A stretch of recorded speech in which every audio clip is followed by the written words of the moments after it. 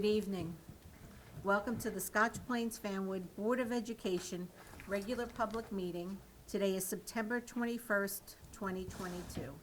This is our back-to-school edition. Mr. Jones, will you please call the roll? Ms. Bauer, Here. Mrs. Boroff, Here. Ms. Brody, Here. Mitchell, Ms. Suriani, Here. Ms. Williams, Here. Ms. Winkler, Here. Mr. Murray. Here. Dr. Here. Quorum is present. Thank you, Mr. Jones. Please join me in the Pledge of Allegiance. Ready? Begin. I pledge allegiance to the flag of the United States of America and to the republic for which it stands, one nation, under God, indivisible, with liberty and justice for all. Thank you. At this time, we have one addition to the agenda, which is 16 BUS Potter Architects regarding the long-range facility plan. Just prior to coming out in public, we had our executive session. In executive session, we spoke about the personnel agenda. We discussed a HIB review. We discussed suspension and detention report and a legal status report. Dr. Mast, the superintendent's report, please. I'm going to wait for the opening of school presentation, Dr. Kulikowski. Okay. Mr. Jones, business administrator's report. Yes, thank you. So a couple things on the agenda tonight, and some were moved to last week. So we're looking at, we're looking at a school expansion project. I know everybody knows that there's a lot of developments opening up in the towns. And we have our preliminary demographer report showing where potential students will come in. So on the agenda tonight, we have, sort of pre-planning for that, which would include some drilling into the ground to make sure it's stable. And then for our next meeting, we expect to have approval for the expansion of the schools. So more to come on that. But we're looking at a fairly large project to add classrooms to our elementary and middle schools. That's it. Thank you, Mr. Jones. The New Jersey Open Public Meeting Law was enacted to ensure the right of the public to have advance notice of and to attend meetings of public bodies at which any of the business affecting their interest is discussed or acted upon. In accordance with the provision of this act, the Scotch Plains Fanwood Board of Education has caused notice of this meeting to be published by having the date, time, and place thereof posted at the Board of Education offices located at 512 Cedar Street, Scotch Plains, New Jersey.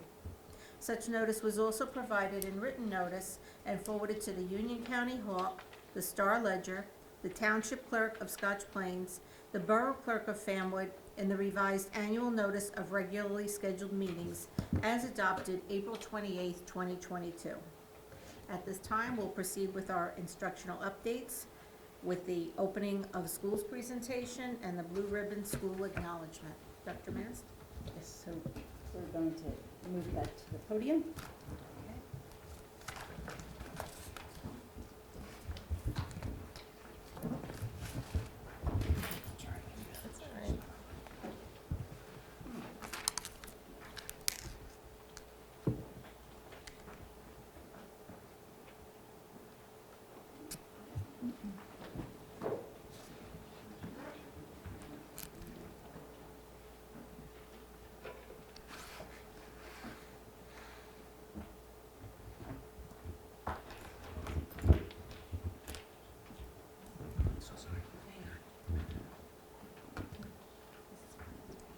So, welcome everyone tonight.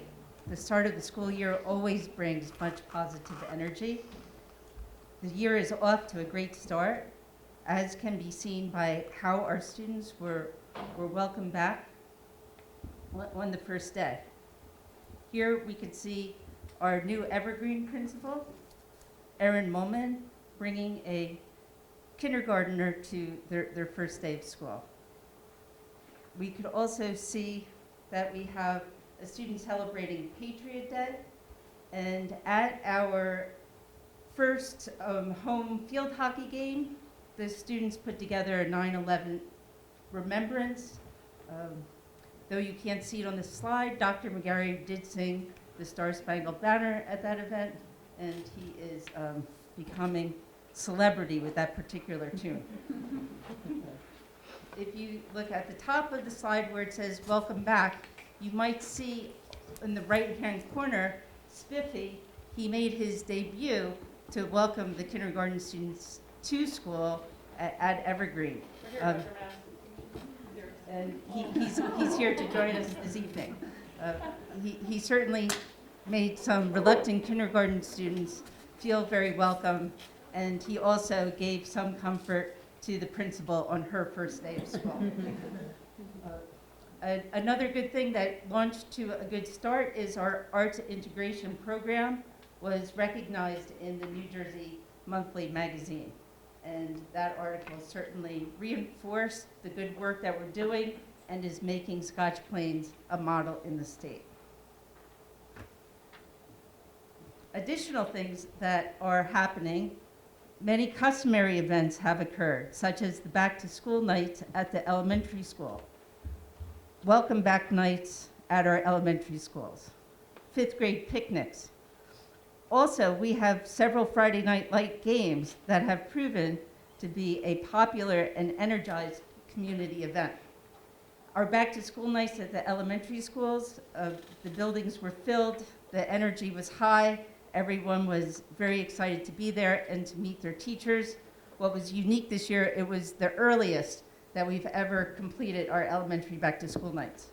What is to come is our middle school back-to-school nights are coming, as well as the high school back-to-school night.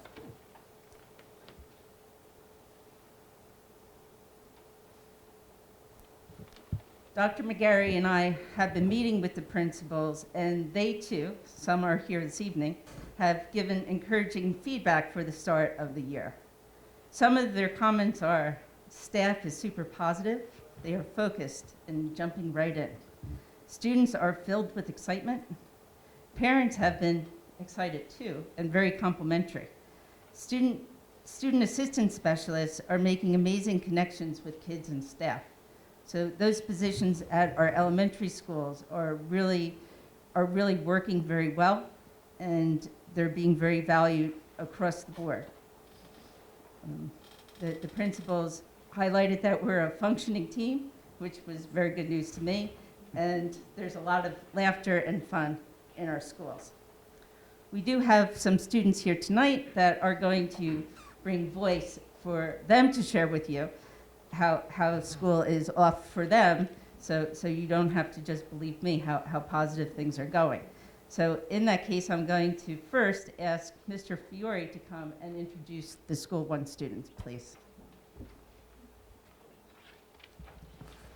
Thank you. We're going to start off with one of our fourth graders, Charlotte Wajia. Come on up, Charlotte.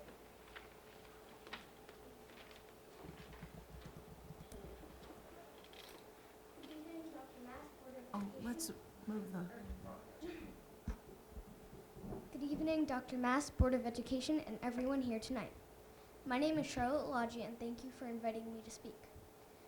I'm here to report how the year is going at school and elementary so far.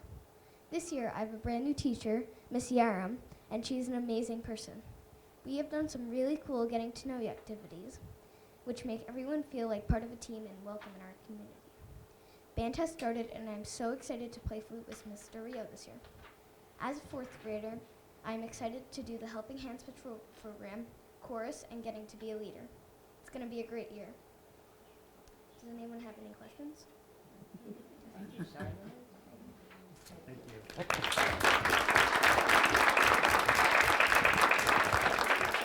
Charlotte.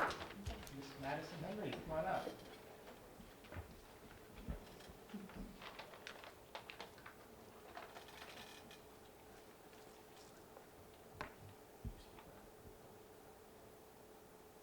Hello, my name is Madison Henry, and I am 12 years old. These are the things I love about School 1.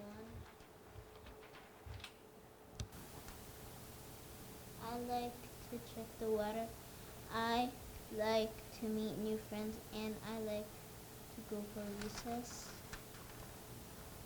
I like the teachers teaching me, and I also like to say hi to Officer Bob.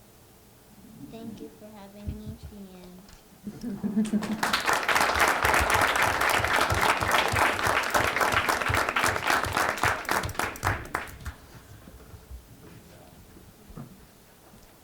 Next, I'd like to invite Dr. Holloway up.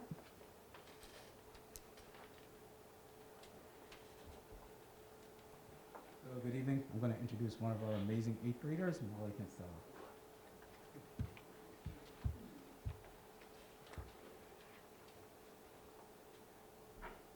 Hello, Board of Education and Dr. Mast and everyone else attending. This year started off really great because I have a really great set of teachers, and I've also really enjoyed a lot of the activities that we're doing and a lot of the ways that some of my teachers have been introducing the curriculum, which has made the school year a lot less intimidating. Does anyone have any questions? Thank you. Thank you. Thank you.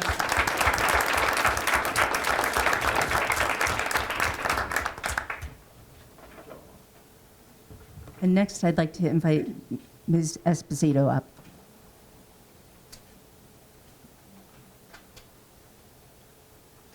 I'd like to introduce Gabby Smolowitz, and she pretty much runs the school, so I'm going to let her tell us all about it. Okay, so that was some big shoes to fill. I was not expecting that. I wouldn't say I run the school, but I definitely have a big part in it, and I enjoy every second of it. So my name is Gabby Smolowitz. I'm a senior. I'm 17 years old, and I love high school. But maybe not the academics, and maybe not the homework and stuff like that, but there's a lot to it that you don't see that is really an amazing part about high school. So I'm the senior class president. Student council has been a big part of my time as a student in Scotch Plains. I've been a part of it since 5th grade, and I've been the president of my class freshman, sophomore, and junior year, as well as senior year. But this position means more to me than just having a name and a title, because it definitely gives me an understanding of the students and the atmosphere of school. It lets me appreciate being on the other side of things and not necessarily always being in the spot of a student. And sometimes I get to see the different sides with Miss Esposito or my teachers or my counselors, and it's really a new look on life and just high school in general. So I just want to take you through what my first week of high school looked like, because it was definitely something that I will remember for the rest of my life. So it started on a Wednesday, and we had block scheduling. I was greeted by the teachers with an amazing attitude, and definitely everybody there, I knew we were all excited and nervous, but all had the same sort of energy in us, which was sort of excitement for the rest of the year. And as student council president, we planned a few activities. I worked with the vice president, treasurer, and secretary, and we wanted to make sort of a ease into the senior year, because we know coming back from summer is something that's very difficult, so we wanted to make it as fun and exciting as possible. So we planned a senior sunrise on the Friday of our first week of school, and we met at 6 a.m., bright and early, on the football field. I didn't know what to expect. I didn't know if it was going to be 5 people, if it was going to be 15 people. But over 100 of the senior class members came to our event. And it was definitely such a rewarding thing to have all these people come to an event and sort of show that they care and show that they're right along with you, being excited for the start of the school year. So we watched the sunrise, we hung out, we took pictures, we sat with blankets, and we had a great time. One of the things that we did there, which was something that I'm really excited for the end of the year as well, is we wrote letters to our senior self. So we wrote letters in the beginning of the year and the first week of school at our senior sunrise. And our plan is for our senior sunset to happen towards the end of the year, probably about the last few weeks, and we're going to return these letters to the students, and they're going to get to open them at our senior sunset event. And it's going to be a full circle thing, which is something that I love. I love those moments. And I'm excited to have all of my friends be able to take part in something like that. So thank you for letting me speak, and I definitely could speak for a very long time, but I just want to say that high school, with my administrators, my teachers, my principal, and everyone else, it is definitely going to be a very memorable last year. Thank you.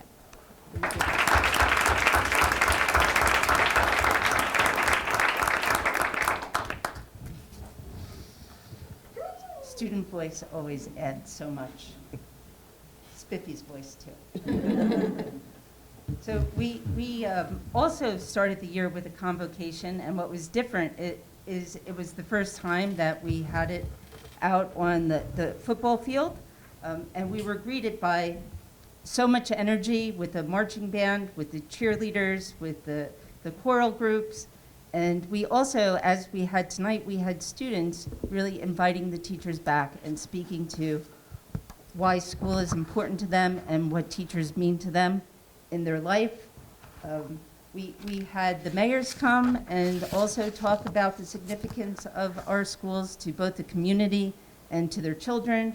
We had Rabbi Tillman, who is the president of the ministerium, and also a proud parent of a kindergarten student at McGinn. There was the PTA welcomed us as well. Dr. Kulikowski had inspiring words too. It was just such an exciting 1 hour that gave everyone so much energy for our SPF family. And I think if the weather continues to allow it, it's a tradition that we have started and should continue. I might say, too, that the choir sang the alma mater, which has become a revival for us, and also the slogan, "All to Here Belong," is something that we're very focused on. So now, Dr. McGarry is going to share some of the curriculum initiatives that he has been working on.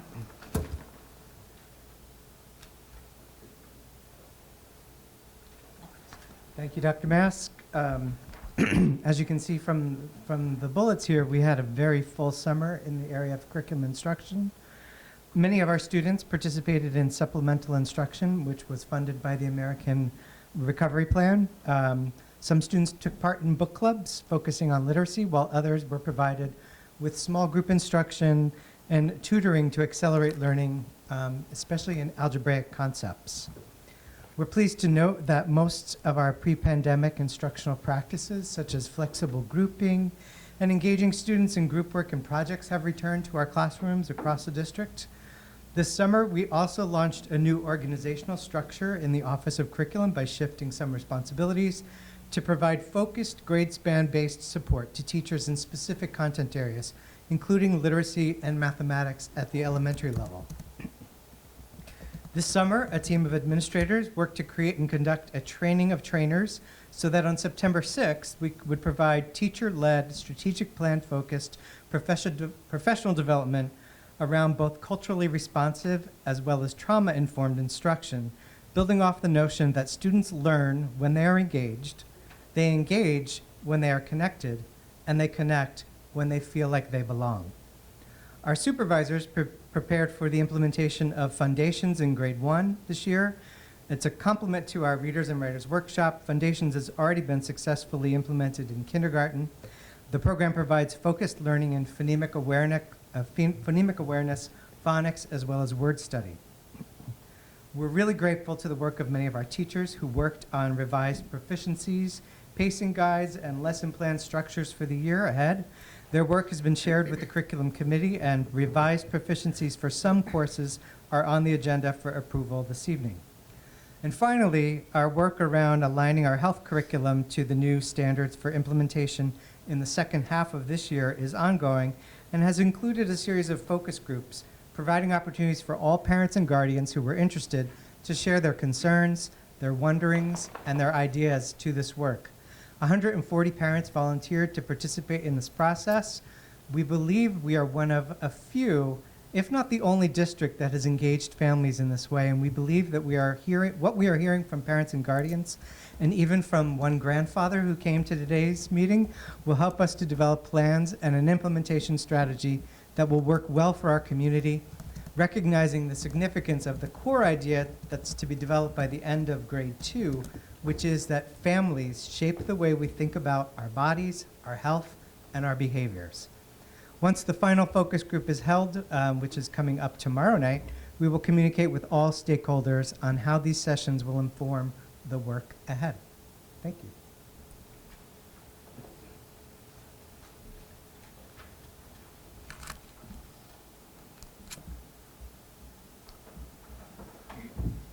So Dr. McGarry referenced some of these things, but we have been in our professional development also conducting new staff orientation. The HR department has been very busy hiring 43 new teachers or certificated staff, 2 support staff members, 3 new administrators, 5 coaches, with a total of 76 new people in a variety of roles. And the professional development was on multiple levels. We have had the administrative council meet for 3 days in the summer to really focus on how we are implementing the strategic plan and really sharpening our goals for this year, as well as what Dr. McGarry referenced with the turnkey training of teachers, training different groups of teachers, along with the new teacher orientation. We had different activities for the students in the summer, where the Creative Summer Workshop really provided for a lot of enrichment opportunities. There was robotics, public speaking, chess, different types of games, and it is a very big program for students to participate in our instrumental program. Additionally, students participated in the extended school year to continue learning throughout the summer. And we know when we start hearing the marching band, school is about to start. So this marching band group will be playing this Saturday on the field with many other marching bands throughout the state in a competition. I hear that the catering for this event makes the event even more special, so I would encourage everyone to look for those details of the time on our website. The marching band has also been at football games and can be easily found practicing on the fields, along with their close cousins, the color guard. The athletics program for the fall is up and running. We have boys and girls soccer, we have girls field hockey, we have varsity girls tennis, we have the football season, the varsity girls volleyball, gymnastics, cross country, and the cheerleaders. There's also an app that is available that will provide you with the schedules on an ongoing basis, and I encourage you to go to the App Store to find the SPF-HS Athletics app, and then you will never be short of something to do. Our enrollment figures are here, and as Christopher Jones said earlier, we are expecting to grow. We're not quite sure how quickly we will. For this year, we have an increase in enrollment of 91 students. And now I would like to introduce Christopher Jones to speak to facilities and infrastructure. Thank you, Dr. Mast. So I would say this summer was more about blocking and tackling. So a lot of these items here, and I think really it was just prepping for the school expansion. Overall, that will be my summary. But I'll go through each one of these, just give you a flavor of some of the things we've done. So some infrastructure upgrades. We have revamped our monitoring and our telecom, revamped our hub terminals. So basically what's happened there is we have, Verizon and a lot of these telecom companies are changing over to fiber lines away from old copper lines. So we had to upgrade our infrastructure to match that. Maintenance, so equipment upgrades, really for our bus fleet to safely change the tires. We bought a new machine for that.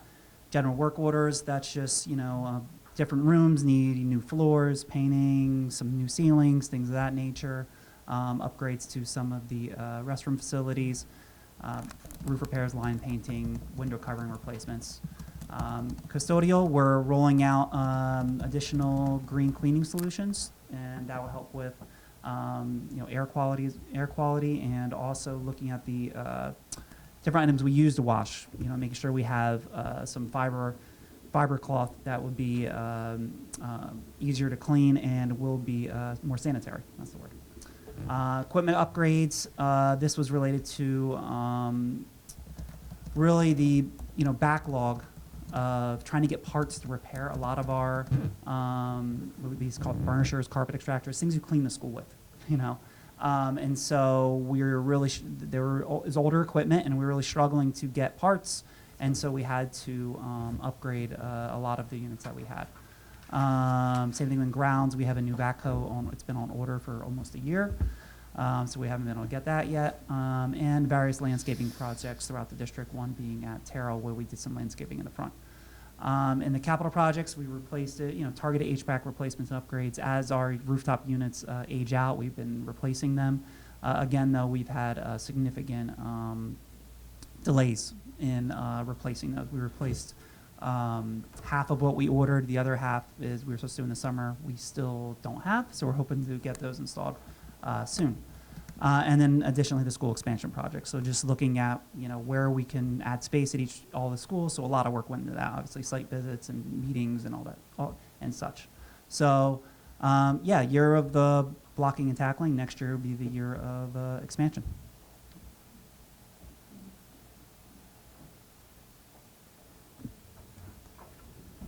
So these are some pictures of this for blocking and tackling. And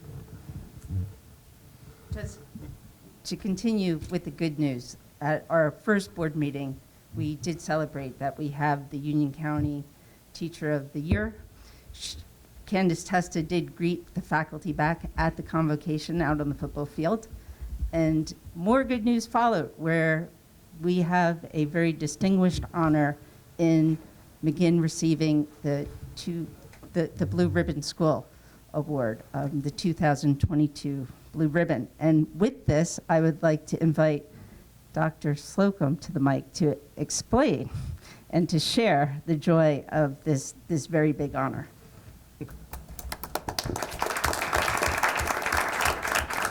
Thank you so much, Dr. Maston. Thank you to the Board of Education. Well, it has been a fantastic start to the 22-23 school year. It's so great to get student voices too. It's my absolute honor and privilege to be here before you tonight to share some information about our 2022 National Blue Ribbon Award and to celebrate with you, the Board of Education, who supports everything we as educators do in Scotch Plains Bandwood, and I want to thank you for that. Our school is so grateful for this award for many reasons. First and foremost, because of the recognition it brings to our district for the dedication and extraordinarily hard work of everyone across the district, especially in the past 2.5 years, to make us high achieving and inclusive of all students. We at McGinn did not achieve this alone. For the past 2 years, our staff at McGinn has worked day and night, often 7 days and nights a week, to provide a high quality educational program both virtually and in person that includes making every student feel they belong to our classrooms, our school, and our district. While we have always been a collaborative staff, these past few years have changed that collaboration from collegial to innovative, intra-district, and international. Our teachers, administrators, and staff across the district have supplied videos, tech supports, cross-school visits, lesson plans, and moral support to one another, no matter what school was their daily home. They have shared blog posts and Facebook pages that span the globe with great ideas to support our students. This knowledge and expertise continues to inform our decision-making with students across schools and at McGinn. We have also had and continue to have unparalleled partners in education in our families who also gave selflessly throughout the past few years to ensure we felt supported even when they struggled to balance co-teaching from home, work, and personal challenges that we all faced. McGinn families, and indeed families across the district, cheered us on and helped to keep us going even through the toughest times. That is why when I opened my email in January of this year and saw the words, based on a combination of state assessment data and other things, our school is eligible to be a nominee for a 2022 National Blue Ribbon School Award as an exemplary high-performing school, I was excited and enthusiastic to apply. We were still in the midst of high rates of COVID and Quarantine Academy, but things were getting better. By April, when the application was due, things were getting much better. And writing the application, especially with the aid of an incredible team, was cathartic. Our team, by the way, included special education teacher Christine Donnelly, second grade teacher Dorothy Lusk, media specialist John Lone, elementary supervisor and now principal of Evergreen, Erin Molman, basic skills teacher Donna Bacci, basic skills teacher Lena Tweeton, physical education and health teacher Kathy Fritz, and executive secretary Nilamri Sabe. I waited until the last minute to ask for help because these past few years, too much has been asked of all of our staffs. Yet this group enthusiastically jumped at the opportunity and poured their hearts into it, which of course reminded me that I could have asked anyone in McGinn or across the district, including my awesome colleagues, to help, and I would have received the same response. Our essays described our community, our key strategies that have encouraged and challenged all students to develop their full potential academically, emotionally, physically, socially, and culturally, innovative techniques, and COVID accommodations. The clear foundation our district provides in curriculum, academic supports and challenge, special education, and culturally responsive teaching and learning rang throughout our essays. It was heartwarming and inspiring to think about all our McGinn and district staff and families do every day for every child. That's who we are. And on behalf of McGinn School, I am grateful and proud to be able to share the 2022 National Blue Ribbon Award with our Scotch Plains Family School community. And I want to end by reiterating that Dr. Mast and this Board of Education have led us through the most difficult times in our collective professional and personal histories, and with a focus on our well-being and the inclusivity of every child. That is what makes us exemplary and high achieving. Thank you.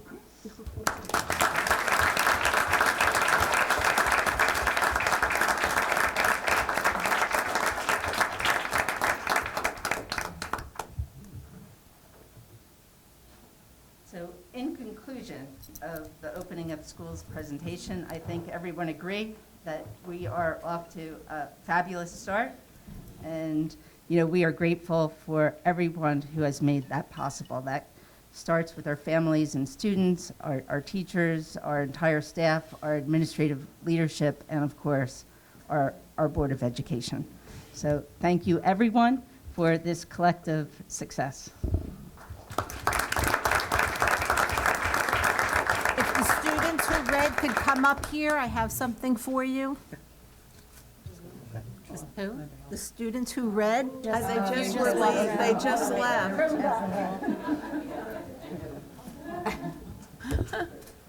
Gabby is still here. I don't have a bedtime.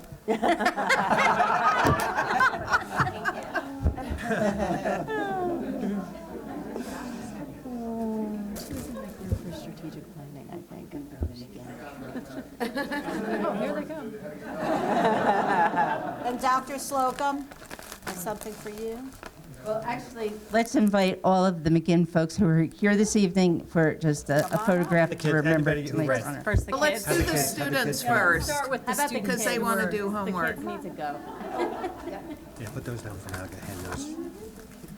Thank you guys so much. For coming. Have a great year. Can we get a photo of them? Yeah, if they would stop walking out. Yes, students, can we stay for a photo? No bed for you. Were you in that? Wait a minute, we're going to take Planning. Right? Yes, you were in my group. It's nice to see you. Yep. Nope. Do you want to get in?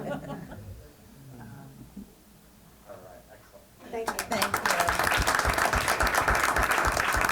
Thank you for coming. Now, if we can invite Dr. Slocum and the McGinn representation and team to the front, please.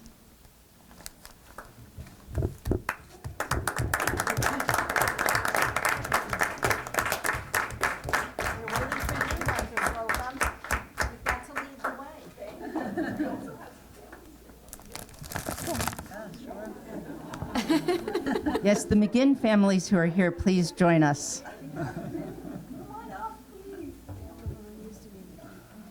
Dr. Sloan, for you.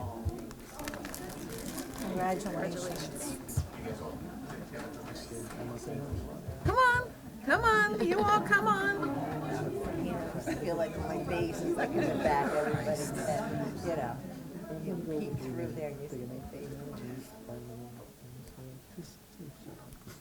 Everyone's wearing green.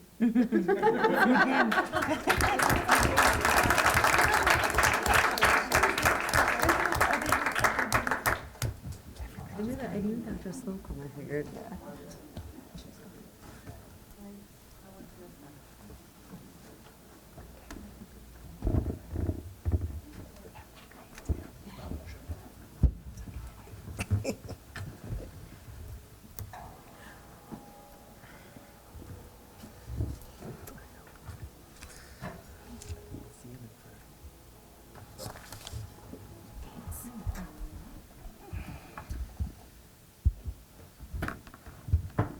That was outstanding. I really appreciated all the students that came out to read and share their first week of school experience with us. And again, we can't say enough about Dr. Slocum and again, and all the families and students and staff that helped achieve that blue ribbon status. We're so proud of you. Anybody else want to make a comment? Ms. Brody? I wish I was a doctor. Thank you for that. But the kids did a fabulous job. I always love to hear them, and I never would be able to do that at their age. So, you know, kudos to them, and congratulations. Again, it's fabulous. I mean, it's a great start of the year. Thank you. Else? Okay, Dr. Mass, you have anything else? No? Okay. Well, that will conclude the instructional update, and what an update it was. And that brings us to our first public comment session. In accordance with the Scotch Plains Fanwood Public School Bylaw 0164 and 0165, the meeting will be open for 15 minutes for public comments with a maximum of 3 minutes per speaker. Speakers addressing superintendent items, business functions, and other board business will be heard first. If time remains, speakers may address other matters. Speakers, please speak slowly and clearly by stating your full name and the town in which you reside. Please note board members cannot respond regarding concerns of individual students or staff members. Such matters should be addressed with the superintendent's office. So if you'd like to make a public comment, please come to the podium at this time.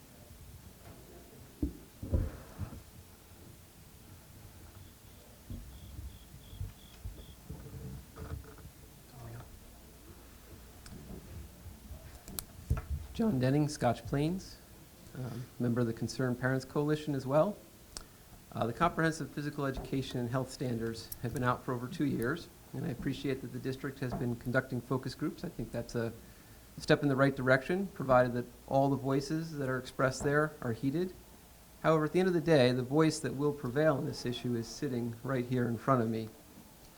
This board was elected to make decisions on behalf of the parents and the taxpayers and the people of Scotch Plains Fanwood. This is what you signed up for when you put your name on the ballot, and the public has a right to know where you stand on the important issues. The issue of the health curriculum is important to myself and my wife. We'd like to be able to use the schools, but for various reasons feel we cannot, and we're trying to move the school in a direction where we feel we could use it. So to focus my questions, first I'd like to just ask the board, which members of the board have read the standards?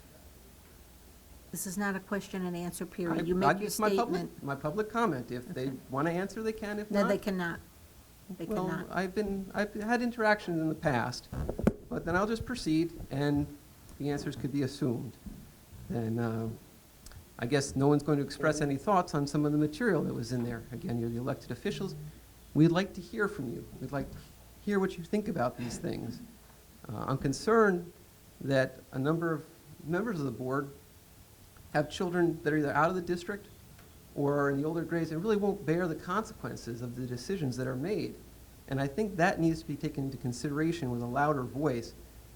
The parents of younger children who are going to bear the consequences of the decisions that are made. Now, they say that children crave boundaries. Well, so do parents. So I'm looking for this board to step up and place some common sense measures in place to put boundaries to protect our children. For example, the standards reference grade bands. Now, if you read the standards, however, though, these aren't really bands. The only definition of grade band is by the end of grade X. That means that the material that's listed for 12th grade, there's nothing in those standards that prevents that from being taught in kindergarten. I think it's a reasonable thing for this board to say, we are going to make sure that that material that they say is for the end of 8th grade is taught only in 8th grade. I think that's very reasonable. I'd also like to address one of the issues for 2nd grade. This requires children to know the medically correct names for body parts, explicitly calling out the genitals. Now, this requirement could be simply met by saying, kids, those things that you call your private parts are officially called genitals, and you would have met the requirements of the state. However, there's other options, and some which I've seen in sample lesson plans that are circulated as recommended for New Jersey. I haven't seen them here, you haven't put out anything yet, but they include things like schematic diagrams, detailed diagrams, and I want to know, as a board, where would you draw the limit? Would it be okay for a teacher to bring in pictures? I'd like to know what boundaries this board is setting to protect our students. There's quite a few more items, but I think that's enough for tonight. And I hear Mr. Silvestro's phone going off, so I think I've timed it just about right. But please, take the step to put some protections in place for our children. If parents want to do more at home, that's their right. Thank you. Thank you for coming out, Mr. Denning. Is there any other public comment at this time?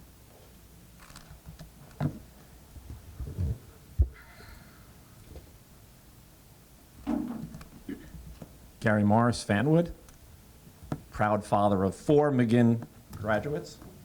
Not sure if any of you managed to go to Fannywood Day, and I don't know if you already mentioned, I'm sorry I was late tonight, but there was a really special moment at Fannywood Day. Mr. Lone from McGinn read a book from Paula Cone Martin, who tragically passed away the day the book was published. And what an amazing, amazing book that is. Big Dreams, Small Fish, highly recommend it. If it's not in the school libraries, it should be. But the thing that was amazing about it is to see the magic of in a child's eyes, hearing a book like that. It has all the elements you want. It teaches about the Jewish culture. So it's a diverse book. It teaches words that kids might not know in Yiddish, or, and just a really endearing, fun book. But the thing that I look at is, it was age appropriate, right? All the kids gathered around, it was completely age appropriate. One of the things I did recently, and this is just because I research things, I'm good at it, okay? I look things up. By definition, the CDC, the definition of a young adult is 18 to 25 years old. I think that kind of makes sense, right? An adult is 18 years old. However, the American Library Association considers a young adult 12 to 18, and they're the ones who recommend the books for our children. Adult is 18, okay? And I think we got to keep that in mind. You have the American Library Association, the ones that have books and dictionaries, and they're giving an interpretation that doesn't even match with what the CDC considers a young adult. I think it's a fascinating comparison there, and I think it's important that, again, age appropriateness, and there was no better example of that than seeing this at Fannywood Day. Absolutely, I've been to Fannywood Days for years. The most special moment I've ever experienced at a Fannywood Day. Absolutely, and to see you know, Paula's husband there, and to honor this woman who gave a lot to the community and everything was just a really incredibly special moment. So yeah. Anyway, just wanted to share that, and of course, Mr. Lone also being from McGinn, I thought it would have been good if people stayed to hear that, because he's a special individual. The thing that he's been doing with the read-alouds and everything, and to see a dad coming through like that and stepping up and reading for kids is a great example. Thanks. Thank you for your comments, Mr. Morris. there any other public comments that wish to be made at this time? Seeing none, I'll close this portion. There will be another opportunity later in the meeting. If I could just make two clarifying Dr. points. Mast? So, two things. One, Paula's book is in our libraries, and in fact, it was one of the books last year that was read in Read Across America. I know a number of our board members have been very enthusiastic about supporting that. They're on the same page regarding that. Regarding recommendations for literature, you know, our teachers are experts in literature and experts in the students that they're teaching, and also partner with the parents. So they do pick books that are appropriate for the students in front of them. That range, 12 to 18, is a very wide range. I agree with that. And what a 12-year-old is reading is very different than what a high school senior is reading. So we do pay attention to that piece. And finally, in the whole curriculum adoption, when the curriculum, before it is adopted, the board does review it and the board does approve it. But as you could hear, that we've been taking a slow, thoughtful process to do that. Part of what has been trending and making this somewhat concerning is curriculum companies who have put out materials that, by the way, no school has adopted, but has raised many concerns. I mean, we are taking a approach that is, again, age appropriate. It has teachers' voices in it. Much of the curriculum that is being moved forward with the core ideas isn't much different from what we have taught in the past. And that conversation will be ongoing. Thank you, Dr. Mast. So we'll move on to committee reports. Does anybody have a committee report they wish to read? I do. All right, Ms. Brody? I want to thank Evan for taking notes for this because I was on vacation. This is the Finance Committee report. The demographer report was received and is very detailed, and additional details provided on all of the new and existing residential developments in Scotch Plains and Fanwood. They discussed bottle filling stations, and so throughout the district, there's a significant amount of water fountains, you know, where you hit the button and it bubbles out, and so those need to be replaced with the bottle filling stations, right? I've got that right, where you take your bottle and you put it underneath. And that will cost approximately $81,000, and the funds will come from capital reserve. And as Christopher spoke about the modular update, and we're awaiting information from the architects on the final plans to be able to move forward with the ordering of the modular units. And that is it. Thank you. Thank you, Ms. Brody. I got it. Are there any other reports to be heard? Ms. Soriani? I have a curriculum committee report, and it's, our agenda this week consisted, I guess it was last week, consisted of discussing all of the summer work, which Dr. McGarry mentioned some of what happened in the presentation. It's quite extensive, so I'm going to try to summarize my best because it's many pages long. So every content supervisor came and discussed what summer work took place over the course of the last few months. Preschool was mainly focused on the SEL program and helping kids integrate into school. There's a new SEL program, Al's Pals, so they focused on developing scope and sequence for that. Fine arts, visual arts and music. Teachers met to review the curriculum, reflecting the new visual and performing arts standards, and instrumental music teachers began working on the creation of a district-wide lesson book, which will be completed this year and in use for next school year. We've been talking about what occurred in health this summer. In addition to the parent focus groups, which are continuing and will inform the development of the curriculum. Committees were formed at 3 levels, elementary, middle, and high school, comprised of PE health teachers at the middle and high school levels, elementary committee comprised classroom teachers, a nurse, student assistance specialist, and the committee spent time reviewing our current health curriculum, the New Jersey Student Learning Standards, and comparing the two, looking at the proficiencies that currently exist, and again, the focus groups will inform further development of that. English Language Arts, which is on the agenda tonight for approval, approving the proficiencies. Time was spent this summer updating pacing guides, aligning the report card rubrics with the pacing. Summer Learning Acceleration book clubs were held with our district literacy coach, and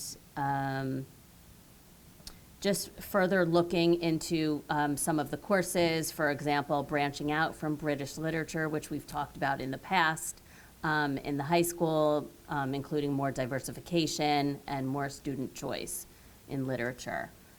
And then, of course, ensuring consistency across all course sections.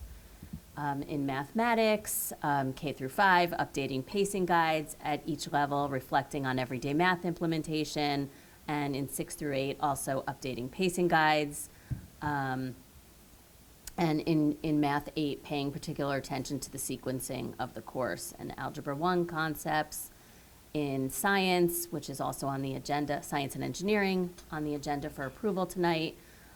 K through 5 was looking at pacing guides, but there was work put into drafting and design proficiencies with more emphasis on engineering and robotics proficiencies, which we talked about in the spring as a new course. Social studies and media update, and again, this is on the agenda for approval tonight. Changes were made to the curriculum based on new social studies standards that are being implemented this year. It really just, new standards involve really rebanding the curriculum into K through 2 and 3 through 5. So just kind of a realignment instead of K through 4 and 5 to 8. Some content was moved into K through 2, and additional content and lessons are being integrated to address district initiatives and legislative mandates. I think everybody knows that we're mandated to teach certain social studies topics regarding diversity and inclusion, Holocaust mandate, Amistad mandate, and AAPI mandate. Summer work in gifted and talented, updated, we talked about this last year too, the grade 6 unit on law was updated, and the grade 8 unit on architecture. And more work was done on that during the summer. Special service summer update. Teachers are creating supplemental materials for the new LLD class at Nettingham, which we also talked about last year, so they're continuing to work on that course and adjusting the scope and sequence of special education courses in general. And continued work on scope and sequence in world languages and ESL courses. And the district held its first English language immersion camp this summer for English language learners in grades 1 through 8, and 19 students came together for a 3-day program held each morning for 3 mornings, and that was a successful program. And the board should have received copies of all the updated course proficiencies, and they will also be posted on our website once they are approved by the board tonight, under the curriculum tab on our website. A lot of work this summer. Okay, thank you, Ms. Soriano. Any other reports?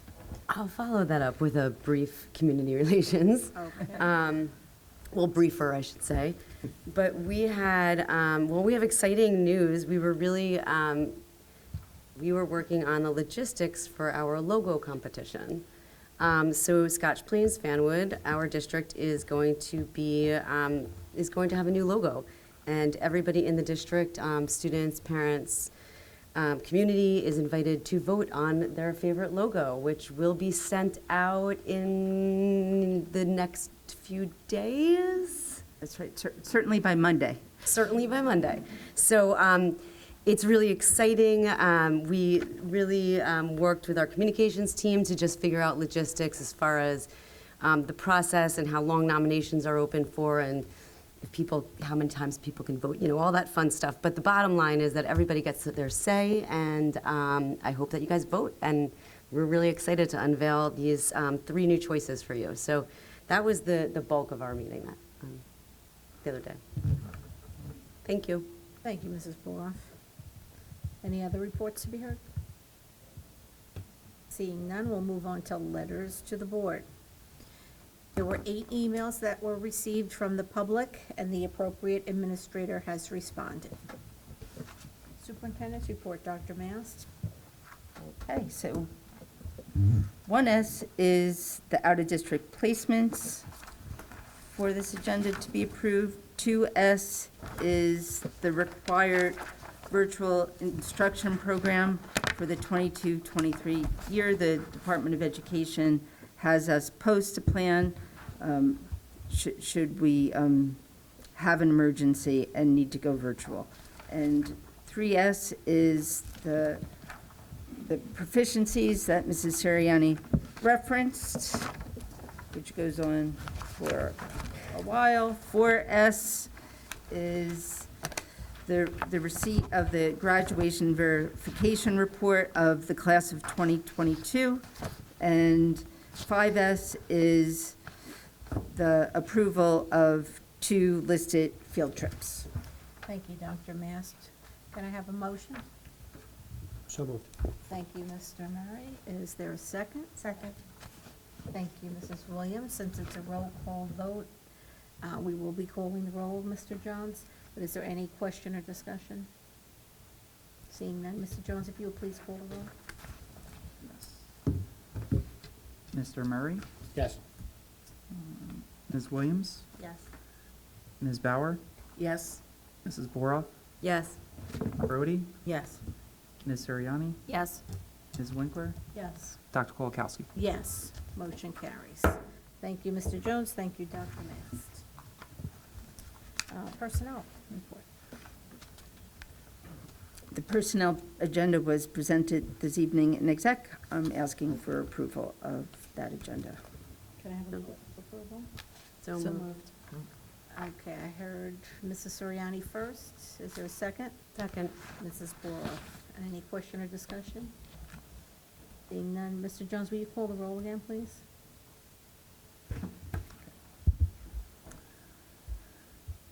So sorry. Dr. Kolakowski, I'm working on the new software. Who was the?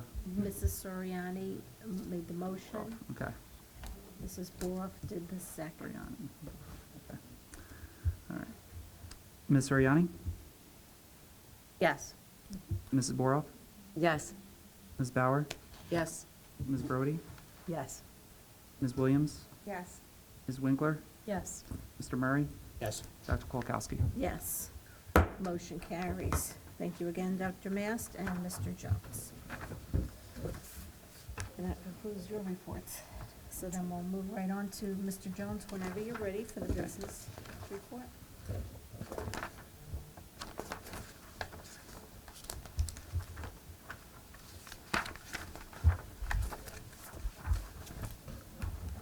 Okay. So number 1, staff training. Number 2 is annual, we do our communications consultant. Number 3 is the bottle filling stations we've discussed. Number 4 is our student information system module for student attendance. Number 5 is for related services, for special education. Number 6 is a special education settlement agreement. Number 7 is for our theater vendors to run the play and the musicals. Number 8 is just to use a vendor that's under a like cooperative contract. Yes. Okay. For a competitive bid through the ESA New Jersey. Number 9 is the same thing, but for the bottle filling station company. Number 10, we postponed because that is regarding the modulars. Number 11 is for the subsurface investigation at the schools where we're putting the modulars in. And just a special note on Brunner, where we previously had issues with settling. They're doing additional drilling to go even deeper at that school to make sure we have the right foundation. Is there a pond under Brunner? Yeah. Yes, there was historically a pond at Brunner around a farm, and so the foundation's unstable there, so we have to go deeper. Yep. Number 12, postpone, again, related to the modulars. Number 13 is standard monthly financial reports. Number 14 is our disbursement listings. 15 is paying the bills. And 16 is something we added. That's for the long-range facility plan. I'd like to ask that you amend that, Dr. Kolkowski. I realize that our bottle filling stations are not on there, so I need to amend the long-range facility plan for that as well. So 16 BUS as amended. Yes. And that is it. Thank you, Mr. Jones. Can I have a motion to accept the business items as presented? So moved. Thank you, Ms. Brody. Is there a second? Second. Thank you, Ms. Williams. Any question or discussion on any of those items? Seeing none. All those in favor? Aye. Any opposed? Any abstaining? Motion carries, Mr. Jones.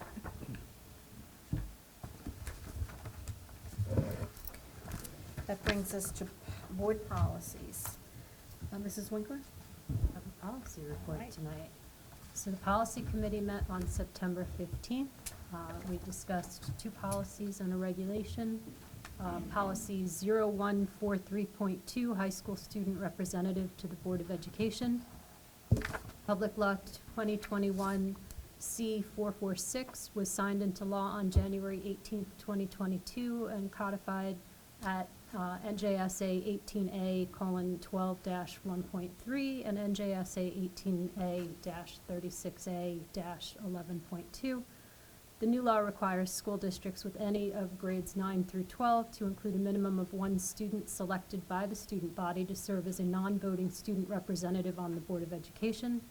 The new law states the student body shall appoint or elect the student representative in a process to be determined by the superintendent and shall consider input from the student body. The law also outlines the duties of the student representative to the board, and this policy is mandated. Also, policy 2425 and corresponding regulation 2425. The policy itself was already in place, but these are changes that were made to it. And the regulation is new based on the new laws. NJAC 6A:32-13.1, which was adopted in July, provides detailed requirements to be addressed in a school district's virtual or remote program when schools are closed for a period longer than 3 consecutive school days. A school district must annually submit to the Commissioner of Education a proposed program of virtual or remote instruction that meets the Commissioner established criteria. That would be what we voted on for 2S. In accordance with NJAC 6A:32-13.1B, the superintendent shall have the authority to implement the school district's program of virtual or remote instruction. On August 17th, the New Jersey Department of Education published a guidance document titled Local Educational Agency Guidance for Chapter 27 Emergency Virtual or Remote Instruction Programs for the 22-23 school year, which includes an attestation for the 22-23 school year that identifies components that must be included in the district's plan. A school district must have a board-approved program submitted to the commissioner by September 30th and annually thereafter on a date specified by the commissioner. Both the regulation and the policy, neither is the actual plan for virtual or remote instruction. That is the document that we voted on in 2S. But the policy has been revised in accordance with these laws, and the regulation is new. Both are mandated. And at this time, I would like to move that the board approve first reading of these two policies and regulation. Do we have a second? Second.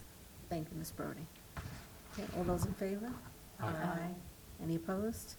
Any abstaining? Thank you for the first reading. Motion carries. Thank you. Any new board business? Seeing none. Other board business? 10BB liaison reports. Does anybody have a liaison report? I don't know if it falls under liaison, but I'll throw it in here now. We had, CPAG is off to a great start. For those out there listening, CPAG is a Special Education Parent Advisory Group. The team that is, the group of parents that have been working diligently the past year have created a website that you can visit under, if you go to SPF, to our website, to the district website, and go to the Special Services tab. Underneath that, on the left-hand side, you'll see CPAG. And if you click on that, it will show you a link to the website. They've just finished their nomination process. So soon, in the near future, we'll have the elected officials for the new school year. And each school building, just to remind everyone, has at least one building rep for CPAG to serve as their liaison. So I really do encourage parents to reach out to this group. It's a great resource. And the next meeting, is October 17th. The meetings will be, at least for the time being, in this room, in the boardroom, as well as offered hybrid. And I'm almost positive that you can find that information on their website. Thank you, Mrs. Borf. Yes, Thank you. Major announcement in the correct area. It is one of the liaison reports. It's the fourth one from the bottom. Oh. Any other reports? Well, some of us were at the Union County, New Jersey School Board Association meeting, talking about school security, and having some updates from the state, and so that was a very good session. And it was the first one in person, I guess. Well, it was right? hybrid. You know, it was hybrid. Well, it was hybrid, but We the had about- first opportunity to be together and see people. There were about 18 people up on the Thanks. screen, and we had about 24, 26 that were there in person. Yeah, it was very good. And some of us were online and some in Yes. person. Thank you, Mrs. Bauer. Any other reports? Seeing none, we'll move on to 2OBB. Any requests to attend workshops? 3OBB, move that the Board of Education adopts a week of respect, October 3 through 7/22. That is a resolution. 4OBB, move that the Board of Education adopts the following School Violence Awareness Week, October 17th through the 21st of 2022. That's another resolution. 5OBB, move that the Board of Education adopts National Principals Month, which is October. That's a resolution. 6OBB, the Board of Education approves the following tenured teachers, administrators, and support staff resolution wording. And can I have a motion? So moved. Thank you, Mr. Murray. Is there a second? Second. Thank you, Mrs. Winkler. Is there any question or discussion on any of the OBB items? Seeing none, all those in favor? Aye. Aye. Any opposed? Any abstaining? Motion carries. Thank you. That brings us to the approval of the minutes. We had received minutes from August 25th, the regular public meeting, and its executive session. So can I have a motion to accept the minutes? So moved. Thank you, Mrs. Boroff. Is there a second? Second. Thank you, Mrs. Bauer. Is there any question or discussion? Seeing none, all those in favor? Aye. Any opposed?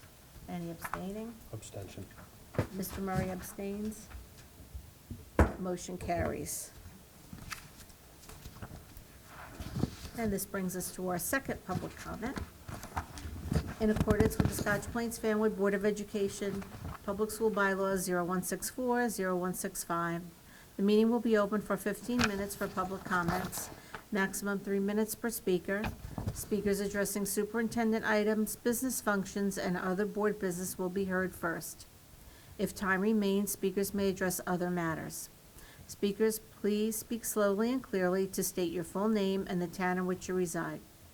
Please note, board members cannot respond regarding concerns with individual students or staff members, and such matters should be addressed with the superintendent's office. So if you'd like to make a public comment, please come to the podium at this time.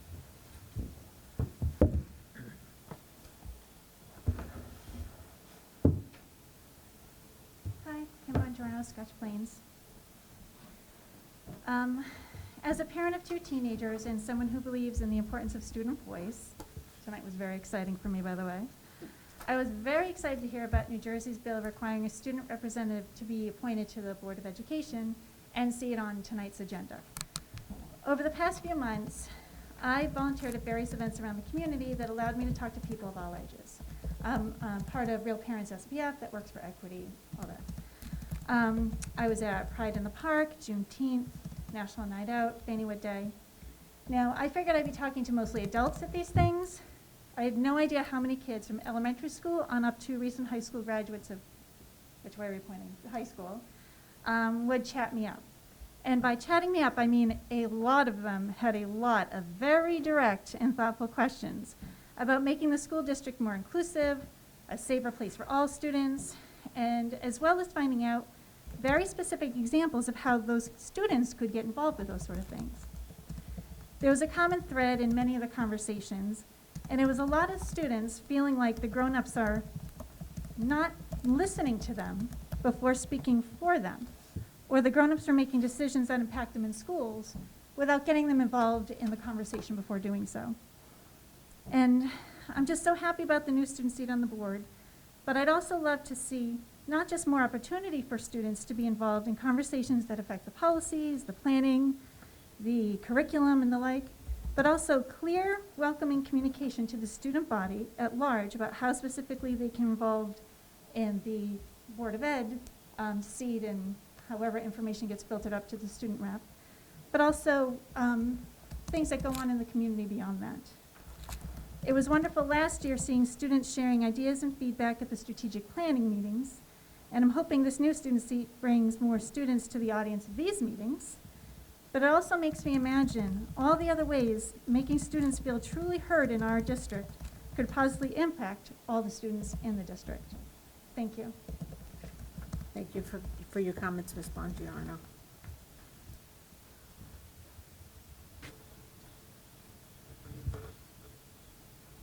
Hi, my name's Tiffany Uriel, and I live in Scotch Plains.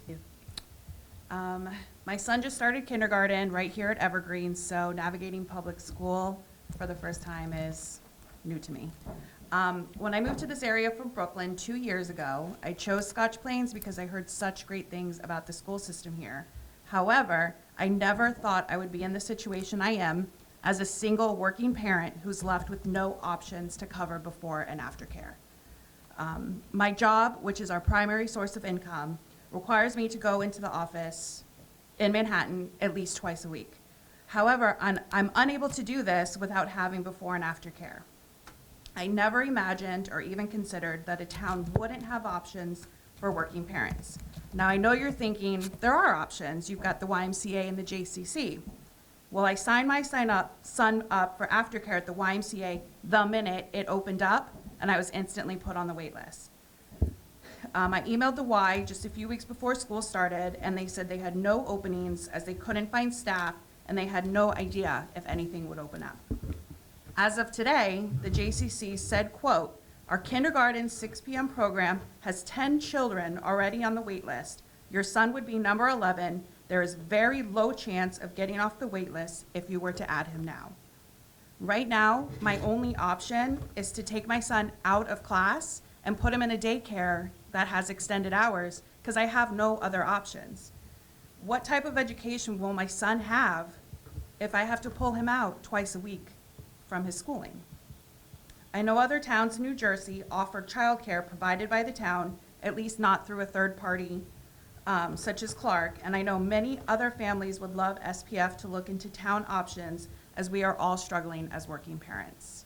And speaking with other, I'm just now meeting all the kids in my son's class and the parents, and we're all on a wait list. We have no option, and me being a single parent, I'm literally out of luck, and I'd hate to see my son's education ruined because I have to provide for my family. So I would just like to get it out there that I hope the town can maybe come up with some other options, or we can work together to try to figure out some other options for us working parents. Thank you. Thank you for your comments, Ms. Urieli.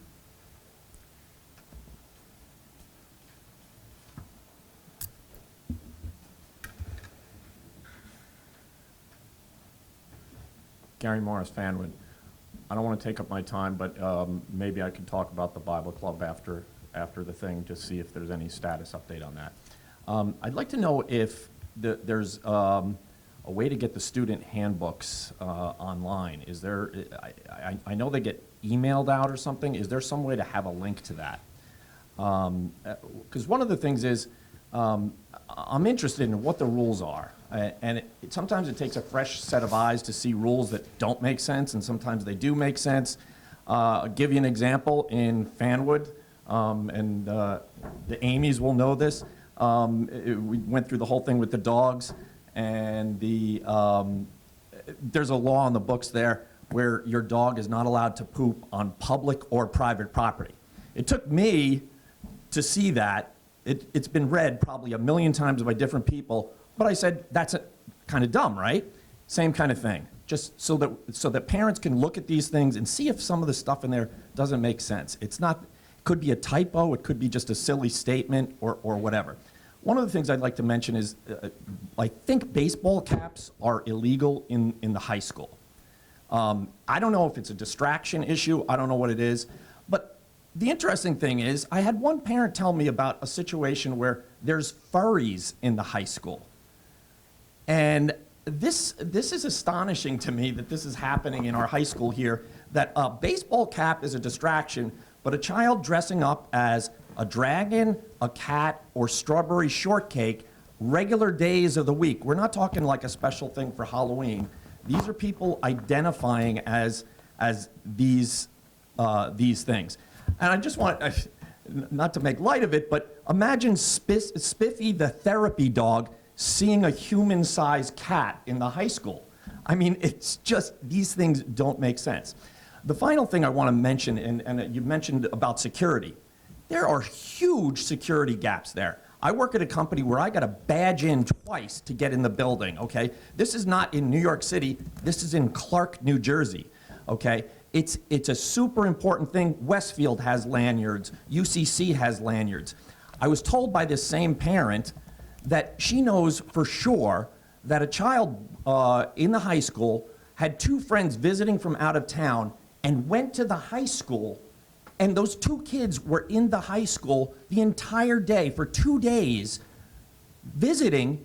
They have no business being in our high school. What kind of a security lapse is that? What can we do to make this, let's not be one of those towns that's like, oh, we didn't see this coming or something like that. Let's be a town that's proactive and protects our children with a security system that makes sense. I would imagine the police could come in and make recommendations on how to secure things, how many doors open, close. Relying on a custodian or a guard at the door to recognize every student is impossible, as you well know. On the first day of school, there's students he has never seen before. It is impossible. Let's not rely on that. Let's take proactive measures now to protect our children in the future. Thank you. Thank you for your comments, Mr. Morris.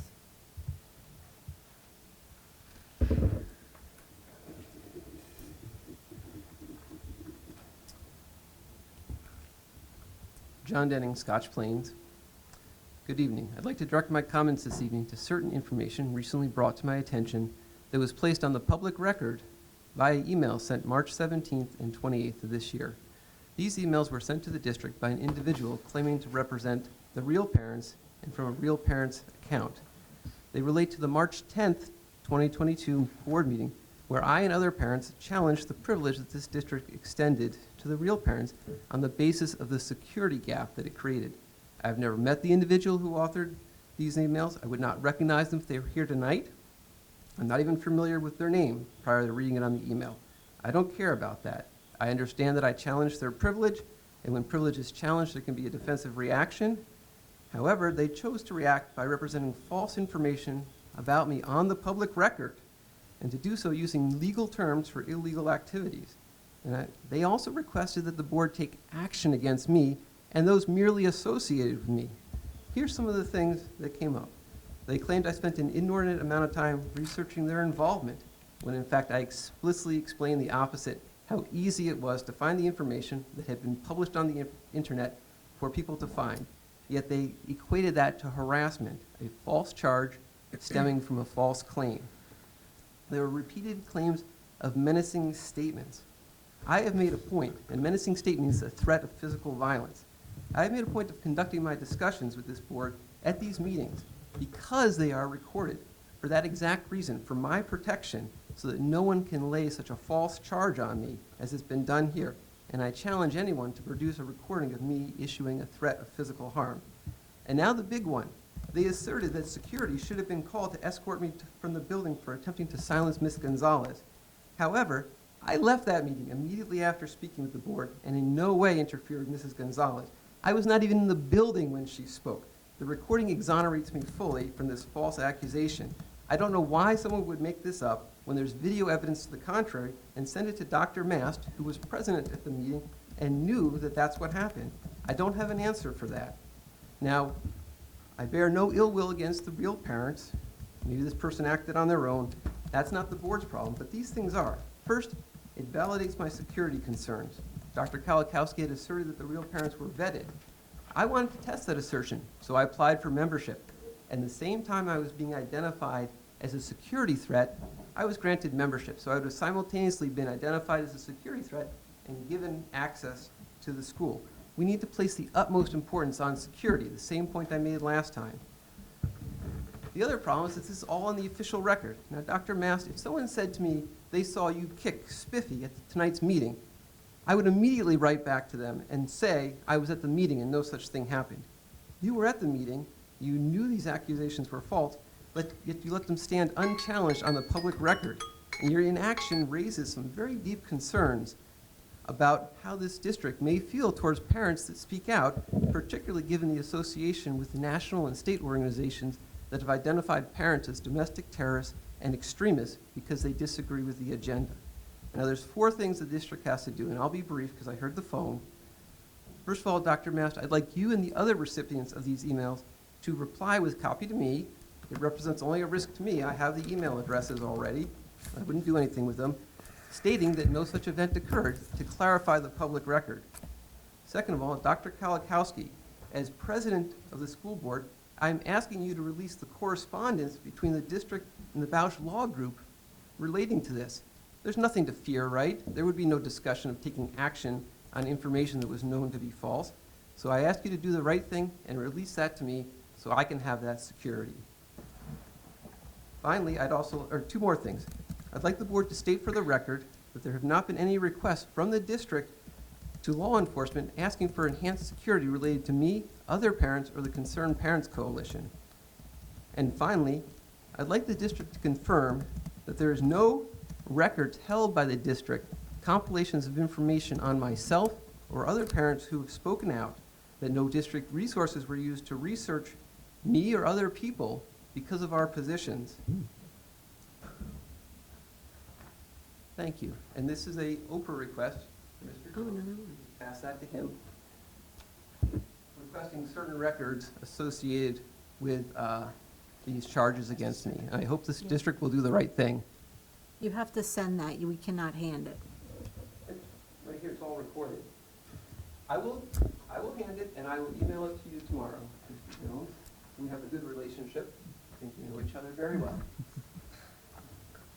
Thank you for your comments, Mr. Denning. Is there another public comment that wishes to be made? Seeing none, I'll close this portion of the meeting and move on. If I could just Oh, talk about the Dr. Miss. furries. It would really scare Spiffy if there was a giant cat. And I did get a phone call from a parent, I believe last year, talking, talking about the furries at the high school. And I didn't know about that. I didn't know that it was going on. And I I left my office, walked right to the high school to research the furries. And I couldn't find any, and no one else had seen any. So I think that it's one of those rumors that takes on a bigger life. So there are no furries in the high school to. If I produce a picture, would you believe it? I don't So, have it right sir, now. it's not, sir, again, you made your comment. Dr. Mast is speaking. Public comment is now closed. Thank you. Secondly, regarding security, the district has taken many steps, and it's something that we are always polishing. But we have a very close relationship with law enforcement. In fact, we are in process every year, and it's coming up now with the memorandum of agreement. And we always look at the practices that we have in place, and we update them, as needed with the guidance of the experts in law enforcement. With that being said, we have officers in all of our buildings, and that was a practice where we were, we were leaders in the area to put that in place. And I know those officers are able to start early with creating good relationships with children and police officers.